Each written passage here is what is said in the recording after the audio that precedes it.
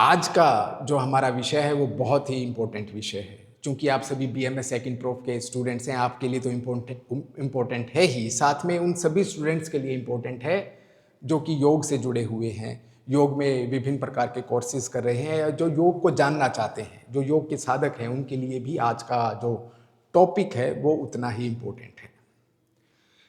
एक शायर ने बड़ी ही अच्छी बात कही है कि किसी से भी मिलने के बाद तुरंत फैसला ना किया करो। किसी से भी मिलने के बाद तुरंत फैसला ना किया करो, ये इंसान है, कई परतों में खुलता है। और जो आज का टॉपिक है वो इसी शायरी के ऊपर बिल्कुल सटीक बैठता है। हमारी जो लेयर्स हैं, हमारी जो परतें हैं, उन्हीं परतों के बारे में आज हम इस सेशन में जो है चर्चा करेंगे। और वो परतें हैं, 5 परतें हैं, पंचकोश जिनको कहा गया है। लेकिन पंचकोश को अच्छे से समझने से पहले हमें त्रिय शरीर को समझना पड़ेगा, डॉक्ट्राइन ऑफ 3 बॉडीज को समझना पड़ेगा। जब जाके हमें जो पंचकोश हैं, 5 लेयर्स ऑफ एग्जिस्टेंस हैं, वो हम समझ पाएंगे। तो त्रिय शरीर क्या है, डॉक्ट्राइन ऑफ 3 बॉडीज क्या है? डॉक्ट्राइन ऑफ 3 बॉडीज, या फिर आप जो भी सृष्टि में वस्तुएं देखते हैं या सृष्टि को देखते हैं, वो सभी 27 तत्वों से मिलकर बनी है। सांख्य दर्शन 25 तत्वों को मानता है, लेकिन कुछ भारतीय दर्शन 27 तत्वों को मानते हैं कि 27 तत्वों से मिलकर जो है ये पूरी सृष्टि और हमारा आपका निर्माण हुआ है। वो 27 तत्व जान लेते हैं कौन कौन से हैं, जिनसे, और जो वो 27 तत्व हैं वो इन 3 शरीरों में बटे हुए हैं। पहला शरीर स्थूल शरीर, दूसरा शरीर सूक्ष्म शरीर और तीसरा शरीर कारण शरीर। इन तीनों शरीरों में जो है वो 27 तत्व जो हैं वो बटे हुए हैं। अगर उन 27 तत्वों की बात करें स्थूल शरीर पर आने से पहले, ताकि आप कॉन्सेप्ट को अच्छी प्रकार से समझ पाएं, तो 27 तत्वों में से जो 5 तत्व हैं जिनको पंच महाभूत कहा गया, मिट्टी पानी धूप हवा आकाश, जिससे ये पूरी सृष्टि का निर्माण हुआ है, प्रकृति का निर्माण हुआ है, हमारा और आपका निर्माण हुआ है, ये पंच महाभूत कहे गए। तो these are the 5 elements. 27 elements में से 5 एलिमेंट्स पंच महाभूत हैं। अगले 5 जो हैं वो आपके सेंसरी ऑर्गन्स हैं। आपके सेंसरी ऑर्गन्स हैं, आपकी ज्ञानेंद्रियां हैं जो आपको ज्ञान देती हैं, जिनसे आपको ज्ञान प्राप्त होता है। जैसे आँखों से देखकर हमें ज्ञान प्राप्त होता है, कानों से सुनकर हमें ज्ञान प्राप्त होता है, जिह्वा से हमें जो है टेस्ट करके ज्ञान प्राप्त होता है, त्वचा से स्पर्श करके जो है ज्ञान प्राप्त होता है। तो ये ज्ञानेंद्रियां हैं। तो ये 5 ज्ञानेंद्रियां इसके अंतर्गत 27 तत्वों के अंतर्गत आती हैं। पंचमहाभूत, 5 ज्ञानेंद्रियां, ज्ञानेंद्रियों के बाद आते हैं 5 ऑर्गन्स ऑफ एक्शन, जिनको कर्मेंद्रियां कहा गया, जिनसे हम कर्म करते हैं। जैसे हाथ पैर, आपके hands legs, anus genitals, mouth, ये क्या हैं? ये कर्मेंद्रियां हैं जिनसे हम कर्म करते हैं। तो पंच महाभूत, 5 आपके sensory organs, 5 organs of action, तो टोटल कितने हुए? 15। और 5 आपकी तन्मात्राएं, शब्द रस रूप गंध, ये क्या है? ये तन्मात्राएं हैं। इन तन्मात्राओं को मिलने, जब आप 15 तत्वों में इन तन्मात्राओं को मिलाते हैं तो टोटल 20 हो जाते हैं। 20 एलिमेंट्स जो है 27 एलिमेंट्स में हम कवर कर चुके हैं। पंच महाभूत, 5 sensory organs, 5 organs of action और 5 तन्मात्राएं। ठीक है, अभी ये 20 कंप्लीट हो चुके हैं। 7 एलिमेंट्स और बचे हैं। 7 एलिमेंट्स कौन कौन से हैं? चौथा, 4 आपके अंतःकरण हैं। कितने हैं? 4 आपके अंतःकरण हैं। अंतःकरण मतलब इनर इंस्ट्रूमेंट्स। कौन कौन से? मन बुद्धि चित्त अहंकार। कहीं कहीं पर इनका 3 का वर्णन मिलता है, लेकिन हम यहाँ पर 4 जो है अंतःकरण को पढ़ेंगे। मन बुद्धि चित्त अहंकार। तो टोटल हुए 24, बचे 3। 27 एलिमेंट से बना है ना ये पूरा सृष्टि और हम सब, तो 27 एलिमेंट्स में अभी 3 बचते हैं। और वो जो 3 हैं वो 3 गुण कहलाए, 3 गुण बताए गए हैं। 3 गुण कौन कौन से हैं? सत, रज और तम। तो इन 27 एलिमेंट से मिलकर ये पूरी सृष्टि का निर्माण हुआ है, हम सब का निर्माण हुआ है, प्राणियों का, लोगों का, जीव जंतुओं का निर्माण हुआ है। और ये जो 27 एलिमेंट्स हैं ये इन 3 शरीरों में बटे हुए हैं। आइए देखते हैं। स्थूल शरीर की बात करें तो स्थूल शरीर आपका पंच महाभूत के साथ साथ सप्त धातुओं से मिलकर बना है। पंच महाभूत हमें पता ही है कौन कौन से हैं, 5 ग्रेट एलिमेंट्स। सप्त धातु की बात करें तो 7 धातुएं हैं, रस, रक्त, मांस, मेद, अस्थि, मज्जा, शुक्र। ये 7 धातुओं से मिलकर किसका निर्माण हुआ है? स्थूल शरीर का। जैसे कि आपने फर्स्ट प्रोफ में बॉडी को डाइसेक्ट किया होगा, किया है कि नहीं किया है? हाँ, तो बॉडी को डाइसेक्ट किया तो आपने देखा कि कौन सा ऑर्गन कहाँ पर प्लेस्ड है। तो ये स्थूल शरीर का भाग है जो दिखाई देता है। जो दिखाई नहीं देता वो सूक्ष्म शरीर है, और सूक्ष्म शरीर के पीछे का जो शरीर है वो कारण शरीर है। तो स्थूल शरीर की बात करें तो जितने भी आपके ऑर्गन्स हैं, सिस्टम्स हैं, आपकी बोन्स हैं, मसल्स हैं, तो वो क्या करते हैं? वो दिखाई देते हैं, वो स्थूल शरीर का हिस्सा हैं। ब्लड वेसल्स हैं जिसमें से ब्लड जो है वो रन करता है थ्रू आउट द बॉडी। तो ये क्या है? ये सभी स्थूल शरीर का हिस्सा है। तो स्थूल शरीर क्या हुआ? स्थूल शरीर जो है वो जो दिखाई देता है, जो जिसको आप देख सकते हैं। चाहे आप बॉडी को डाइसेक्ट करें तो भी आप पता लगा सकते हैं कि किडनी कहाँ पे है, हार्ट कहाँ पे है, लंग्स कहाँ पे है, आपकी इंटेस्टीन कहाँ है, आपका गोल ब्लैडर कहाँ है, आपके पेनक्रियास कहाँ है, everything. So that is visible to you, that is part of स्थूल शरीर. And whatever the thing which is not visible to you, that is a part of सूक्ष्म शरीर. For example, that is प्राणा. प्राणा क्या है? प्राण क्या है? वाइटल एनर्जी, जो कि दिखाई नहीं देती, जिसको आप महसूस कर सकते हैं, जो कि सूक्ष्म शरीर का हिस्सा है। जो आप ये चक्रास देख रहे हैं, that is a part of सूक्ष्म शरीर। आप बॉडी को डाइसेक्ट करोगे तो आप ये नहीं देखोगे कि कौन सा चक्कर कहां पर स्थित है। No, that is a part of सूक्ष्म शरीर। Are you getting my point? तो ये सूक्ष्म शरीर का भाग है, और सूक्ष्म शरीर का भाग होने से जो प्राण है वो भी सूक्ष्म है, जो चक्रास है वो भी सूक्ष्म है, और जिन नाड़ियों में प्राण का बहाव होता है, बहता है, वो भी क्या है? वो भी सूक्ष्म शरीर का हिस्सा है।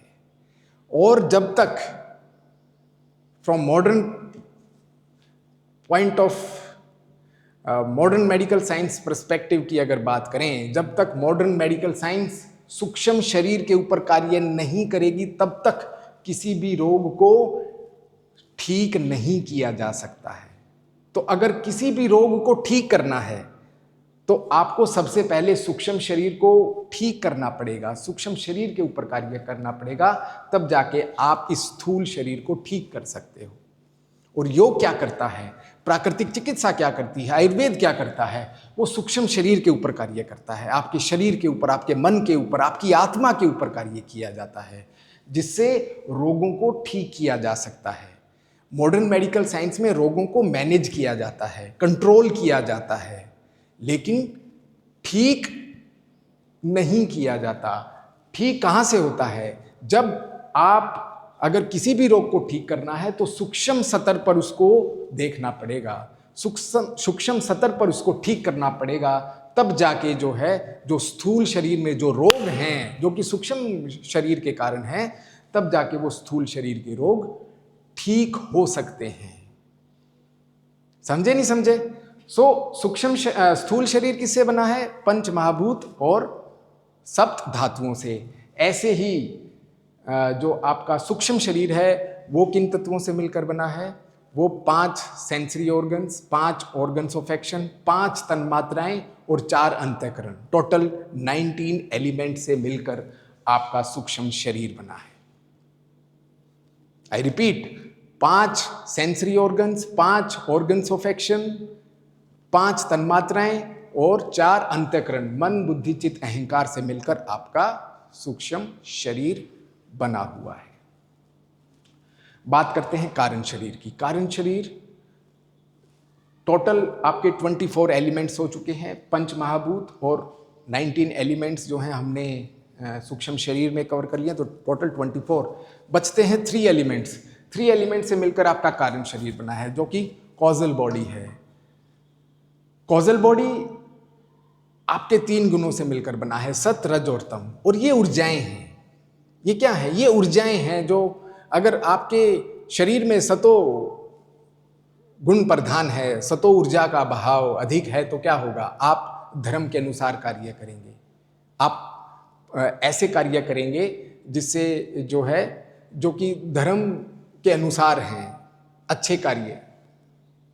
जो धर्म में बताए गए, जो वेदों पुराणों में उपनिषदों में बताए गए हैं वैसे कार्य करना, धर्म के अनुसार कार्य करना, वो सतो प्रधान गुण वाले व्यक्ति का गुण है। उसके बाद आ जाता है रजो प्रधान। रजो प्रधान में आप अपने लाभ के लिए कार्य करते हैं, किसी दूसरे के लिए नहीं, आप अपने लाभ के लिए कार्य किए जाने वाले वो रजोगुण प्रधान वाले व्यक्ति होते हैं। ऐसे ही अगर आप किसी को नुकसान पहुंचाकर, किसी को हानि पहुंचाकर कार्य करते हैं, अपना स्वार्थ सिद्ध करते हैं, वो तमोगुण प्रधान जो है ऊर्जा होती है, जो कि किसी को नुकसान पहुंचाकर या किसी को कष्ट देकर जो आप कार्य करते हैं, वो तमोगुण प्रधान ऊर्जा का एक उदाहरण है। तो ये ऊर्जाएं हैं जिनसे, और इन्हीं 3 ऊर्जाओं से आपका कारण शरीर बना है। 3 तत्वों से मिलकर आपका कारण शरीर बना है, 19 तत्वों से मिलकर आपका सूक्ष्म शरीर बना है, और लगभग 5 तत्वों से मिलकर आपका स्थूल शरीर बना है। So gross body, subtle body and causal body, these are the doctrine of 3 bodies. और फर्दर वेदांत फिलॉसफी की अगर बात करें, वेदांत फिलॉसफी की अगर बात करें या फिर तैत्तिरीय उपनिषद की बात करें, तो वेदांत फिलॉसफी में इन फर्दर 3 शरीर को, डॉक्ट्राइन ऑफ 3 बॉडीज को 5 लेयर्स में बांटा है। So these 3 bodies are associated with 5 layers of existence, that is panchkosh. Taittiriya Upanishad में, जो कि दैट इज तैत्तिरीय उपनिषद जो है वो किसके बीच डायलॉग है? Taittiriya Upanishad is a dialogue between Bhrigu and Rishi Varuna. Varuna अपने बेटे भृगु से कहते हैं कि आप आत्मज्ञान की प्राप्ति किस प्रकार से कर सकते हैं। तो ये पिता पुत्र के बीच के संवाद पर आधारित है तैत्तिरीय उपनिषद, या फिर जितने भी उपनिषद बता लीजिए, देख लीजिए आप, जितने भी आप उपनिषद देखेंगे तो वो किसी ना किसी के बीच डायलॉग है, किसी ना किसी के बीच संवाद है। जिस प्रकार से भगवत गीता भगवान श्री कृष्ण और अर्जुन के बीच संवाद है, ठीक उसी प्रकार से जितने भी उपनिषद हैं वो किसी ना किसी के बीच के संवाद पर आधारित हैं। ऐसे ही तैत्तिरीय उपनिषद क्या है? वो पिता पुत्र के बीच के संवाद पर आधारित है। पुत्र अपने पिता से पूछता है कि हे पिताजी, मैं आत्मज्ञान की प्राप्ति किस प्रकार से कर सकता हूँ। तो उनके पिताजी उत्तर देते हैं कि आप अपने आत्मज्ञान की प्राप्ति गहन चिंतन और ध्यान से कर सकते हैं। गहन चिंतन और ध्यान से आत्मज्ञान की प्राप्ति की जा सकती है। और जैसे ही वो ध्यान में बैठते हैं तो जो ये 5 शीट हैं, 5 लेयर्स ऑफ एग्जिस्टेंस हैं, 5 लेयर्स ऑफ एग्जिस्टेंस हैं, जो कि आपकी आत्मा को घेरे हुए हैं। जिस प्रकार से बादल सूर्य को घेर लेता है और उस सूर्य का प्रकाश आप तक नहीं पहुंच पाता, ठीक उसी प्रकार से जो 5 लेयर्स हैं, अन्नमय कोश, प्राणमय कोश, मनोमय कोश, विज्ञानमय कोश और आनंदमय कोश, ये 5 लेयर्स क्या किए हुए हैं? ये आत्मा को घेरे हुए हैं। ये 5 लेयर्स आत्मा को घेरे हुए हैं, जो कि जिससे आप अपने वास्तविक स्वरूप को नहीं जान पाते हैं। अपने वास्तविक स्वरूप को अगर जानना है तो इन 5 लेयर्स को 1 बाय 1 पेनिट्रेट करना होगा, तब जाके आप आत्मज्ञान की प्राप्ति कर पाएंगे, अपने वास्तविक स्वरूप को जान पाएंगे। यही जो कॉन्सेप्ट है वो तैत्तिरीय उपनिषद से आया है। समझे नहीं समझे? अगर वेदांत फिलॉसफी की बात करें तो वेदांत फिलॉसफी का सबसे मुख्य ग्रंथ जो कि विवेक चूड़ामणि है, जो कि अद्वैत विचारधारा पर आधारित है, और जिसके जो जिन्होंने आदि शंकराचार्य जी ने जो है विवेक चूड़ामणि को लिखा है। और विवेक चूड़ामणि में आदि शंकराचार्य जी कहते हैं कि जो वेदों का ज्ञान है, जो 4 वेद हैं, उनको समझ पाना, उनको पढ़ पाना, उनको उनका जीवन में अनुसरण कर पाना कहीं ज़्यादा मुश्किल है। तो उन्होंने क्या किया? उन्होंने उन 4 वेदों के सार को विवेक चूड़ामणि में डाल दिया, जिससे जनसाधारण जो व्यक्ति हैं वो आसानी से समझ पाएं कि 4 वेद क्या कहना चाहते हैं, किस प्रकार का जीवन हमें व्यतीत करना चाहिए, किस प्रकार से हम आत्मज्ञान की प्राप्ति कर सकते हैं। समझे नहीं समझे? तो चारों वेदों का जो सार है वो विवेक चूड़ामणि है, जो कि आदि शंकराचार्य जी के द्वारा लिखा गया। और आदि शंकराचार्य जी त्रिय शरीर और पंचकोश की अवधारणा को बड़ी ही विस्तृत रूप से बताते हैं विवेक चूड़ामणि में, और कहते हैं कि ये मनुष्य जीवन बड़ा ही दुर्लभ है, ये मनुष्य जीवन मिल पाना बड़ा ही दुर्लभ है। मनुष्य जीवन अगर मिल भी गया तो विद्वान होना बड़ा ही दुर्लभ है, और विद्वान हो भी गए तो धर्म के अनुसार उस परमपिता परमात्मा को प्राप्त करने की जो इच्छा है वो हो पाना वो दुर्लभ है, वो उससे भी ज्यादा दुर्लभ है। समझे नहीं समझे?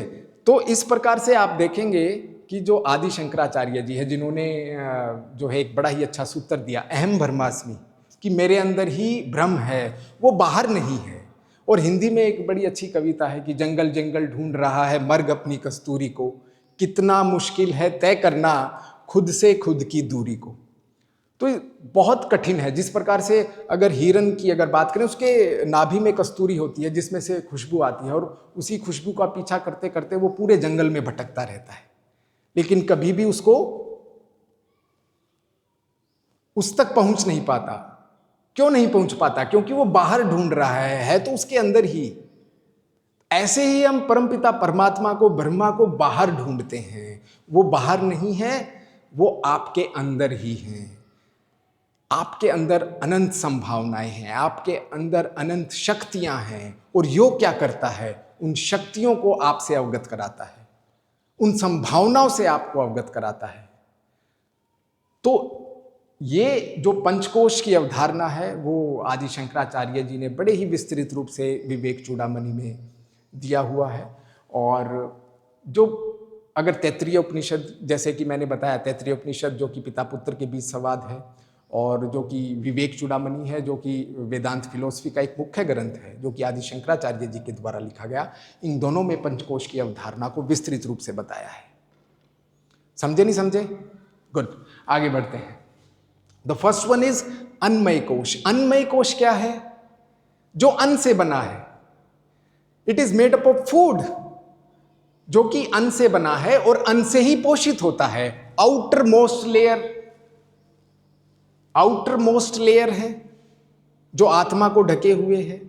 ओके, आउटर मोस्ट लेयर है, और प्लस क्या है? जो अन्न से बना है, जो फूड से बना है। It's a food sheet, food layer, जो कि फूड से बनी है और फूड से ही पोषित होती है। पोषण उसको फूड से ही मिलता है। अगर मॉडर्न पर्सपेक्टिव की बात करें, so it is a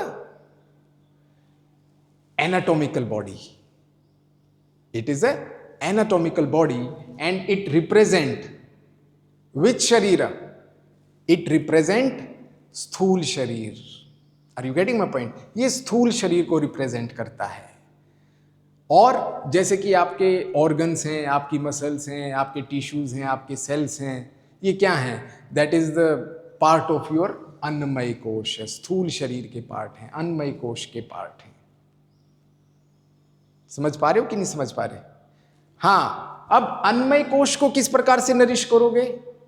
bye taking good food, by taking sattvic food, you can nourish your अन्नमय कोश।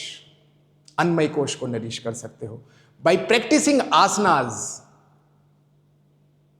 Are you getting my point? By practising asanas, that is the second point, you can nourish your अन्नमय कोश। आप अपने अन्नमय कोश को nourish कर सकते हैं, जो कि अन्न से बना है। समझे नहीं समझे? उसको मेंटेन कर सकते हैं। Physical activity like swimming, cycling, running, jogging, this is the part of Annamaya kosha, कि आप जो है अपने अन्नमय कोश के ऊपर, स्थूल शरीर के ऊपर कार्य कर पा रहे हैं। Okay, moving forward to the next one, that is Pranamaya kosha, जो कि प्राण से बने हैं। It is made up of a prana, और 5 प्रकार की प्राण वायु है। प्राण, अपान, समान, उदान, व्यान, ये 5 प्रकार हैं, और इनका स्थान है आपके शरीर में। प्राण का स्थान हृदय क्षेत्र है। प्राण अपान का स्थान आपका जो एनस रीजन है। प्राण अपान समान, समान का नेवल रीजन है। उदान का थ्रोट रीजन है। और व्यान जो कि आपके पूरे शरीर में भ्रमण करती है, पूरे शरीर में जो है वो रहती है। सो ये 5 प्राण हैं। और जो प्राणमय कोश को रिप्रेजेंट करते हैं। Are you getting my point? Yes, okay.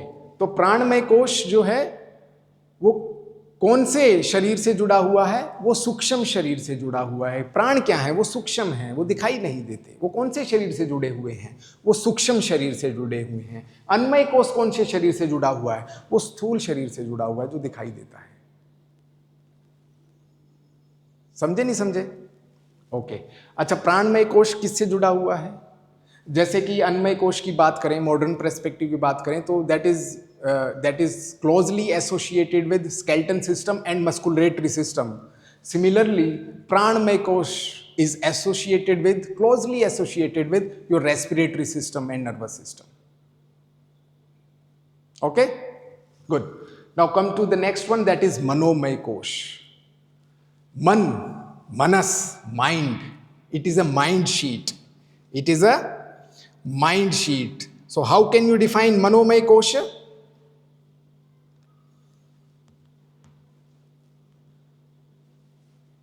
Yes, very good. It is responsible for your thoughts, emotions, your imaginations, creativity, all these things, sensory processing. इन सभी से जो है वो मनोमय कोश जुड़ा हुआ है। Mind, it's a mind sheet, okay. And it is closely associated with your psychological and emotional processes. Psychological और इमोशनल प्रोसेस से जुड़ा हुआ है। लाइक कॉग्निटिव फंक्शंस, जो कॉग्निटिव फंक्शंस हैं, जैसे memory or recognition, so such kind of, that is a kind of the cognitive functions, बौद्धिक क्षमता। emotional regulations, emotions को कहीं ना कहीं रेगुलेट करता है। and behavioral response, कि आपका रिस्पॉन्स कौन सी स्थिति में कैसा रहता है। what is your behavior in adverse situation and what is your behavior in when you are feeling very happy and when you are good। Okay, so ये क्या है? ये टोटली एसोसिएट करते हैं इन फर्दर फंक्शन से, जैसे कि cognitive functions, emotional regulations and behavioural responses. And it is closely related to your limbic system, that is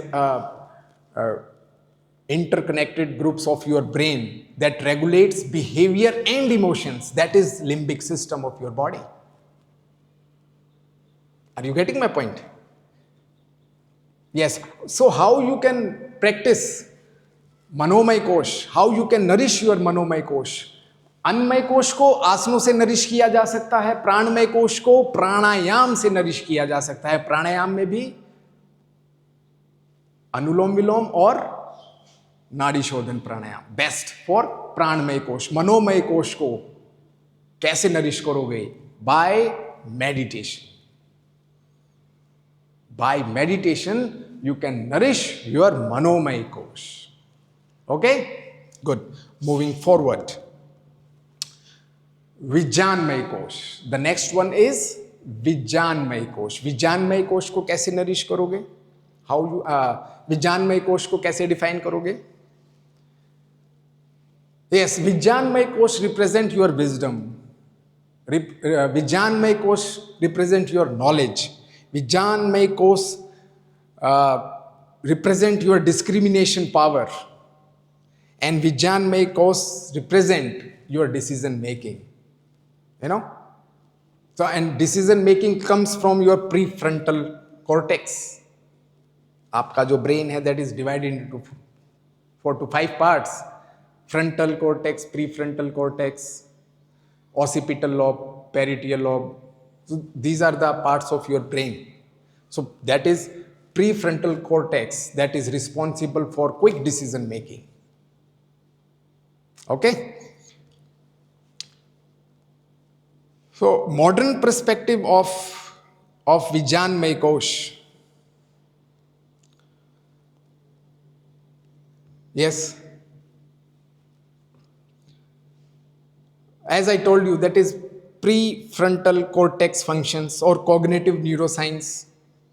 So how you will, yes, let me tell you one thing very clear. How you will nourish your Vijnanmay Kosh? How you will nourish?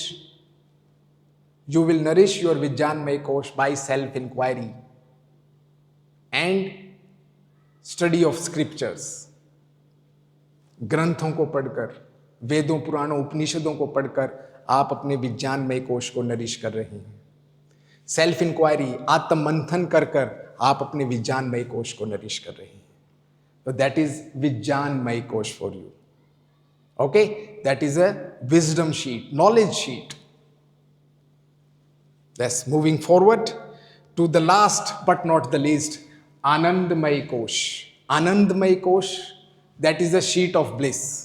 That is a layer of bliss. And innermost layer that cover Atma. Innermost layer है जो कि आत्मा को cover किए हुए है. Outer most layer कौन सी थी? अन्मय कोश थी, जो कि आत्मा को कवर किए हुए है. तो ये विभिन्न लेयर्स हैं जो कि आत्मा को कवर किए हुए हैं, जो कि हमें रियलाइज नहीं होने देती कि वो आत्मा जो ट्रू नेचर है, जो वास्तविक स्वरूप है आत्मा का, वो उस तक नहीं पहुंचने देती ये लेयर्स. और जैसे ही अंधकार का, अज्ञानता का, अहंकार का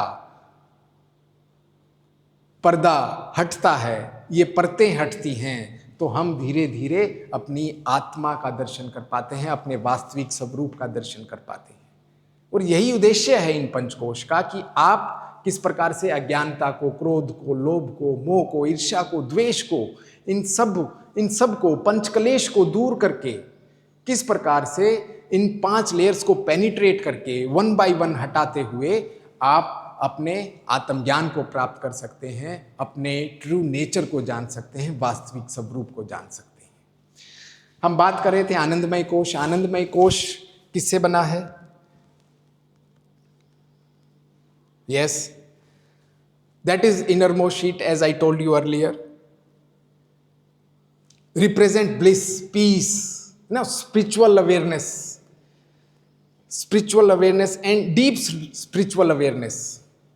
Yes. So how you can experience Anandmay Kosh in a deep sleep? You can experience Anandmay Kosh in deep meditation. Even you can experience Anandmay Kosh, and in meditation, in Samadhi, you can realize that is a part of Anandmay Kosh. This is totally silence, a deep positive silence, bliss, totally bliss, full environment. So that is Anandmay Kosh for you. Modern perspective की बात करें, so it's often compared with transpersonal psychology and states of deep happiness and spiritual wellbeing and neuropsychological states of meditation. So that's how we can connect these panchkoshas to the modern science. Are you getting my point? So this is the ancient science, and now we are correlate this ancient science to the modern science. Anmay, Pranmay, Manomay, Vijnanmay, Anandmay Kosh. These are the ancient science, and now we are correlate these ancient science to the modern science. Okay, now how you can associate this Anandmay Kosh to the modern science in a deep relaxation. जब आप deep relaxation के उसमें रहते हैं, that is the rest and digest system में होते हैं, so that is called parasympathetic system dominance, rest and digest. तो तब जो है आपका जो आनंदमय कोश में जो शांति है, वो आपको जो है, आपका मन शांत होता है, वो आपको शांति प्राप्त होती है. Gamma brain wave states in meditation, that is important point. अभी जो हम पढ़ रहे हैं, अभी जो मैं बोल रहा हूँ, हमारा जो है बीटा ब्रेन वेव्स एक्टिव हैं। जैसे ही आप मेडिटेशन करेंगे डेल्टा और गामा ब्रेन वेव्स में, अगर डीप मेडिटेशन की बात की जाए तो आप अगर जिस प्रकार से आप अपने हृदय को जैसे ईसीजी के द्वारा, इलेक्ट्रोकार्डियोग्राम के द्वारा जो है वो देखते हैं कि किस प्रकार से जो है वो वेव्स आगे ऊपर नीचे जो है वो इम्पैक्ट डालती हैं, ठीक उसी प्रकार से ब्रेन वेव्स भी होती हैं। जब आप उन ब्रेन वेव्स को चेक करते हैं कि अभी इस व्यक्ति की कौन सी ब्रेन वेव्स चल रही है, जैसे अगर बात करें, आप सुन रहे हैं, मैं आपको बता रहा हूं, तो अभी हमारी बीटा ब्रेन वेव्स एक्टिव हैं, ओके। लेकिन जब आप मेडिटेशन में जाते हैं, डीप स्लीप में जाते हैं, तो बीटा ब्रेन वेव से वो जो ब्रेन वेव्स ट्रांसफर होती हैं डेल्टा और डेल्टा टू गामा, जो कि डीप मेडिटेशन की स्टेट है, जो कि समाधि की स्टेट है, जो कि डीप स्पिरिचुअल अवेयरनेस की स्टेट है, आप उसमें जो है चले जाते हैं। So these are the 5 layers of existence. ये 5 लेयर्स हैं, ये 5 लेयर्स ऑफ एग्जिस्टेंस हैं जो कि आज हमने पढ़ी, और हमने प्रयास किया कि इस एंशिएंट साइंस को हम मॉडर्न साइंस से भी कोरिलेट कर पाएं और उसको बता पाएं। तो ये जो कोश हैं, ये जो लेयर्स हैं, ये आपके ट्रू नेचर को ढके हुए हैं, और जैसे ही आप इन परतों को 1 बाय 1 हटाते जाते हैं, आपको अपना जो ट्रू नेचर है वो उसके साक्षात दर्शन होते हैं, आत्मज्ञान की प्राप्ति होती है, आत्म साक्षात्कार होता है। Are you getting my point? किसी का कोई प्रश्न है तो पूछिए। Okay, good.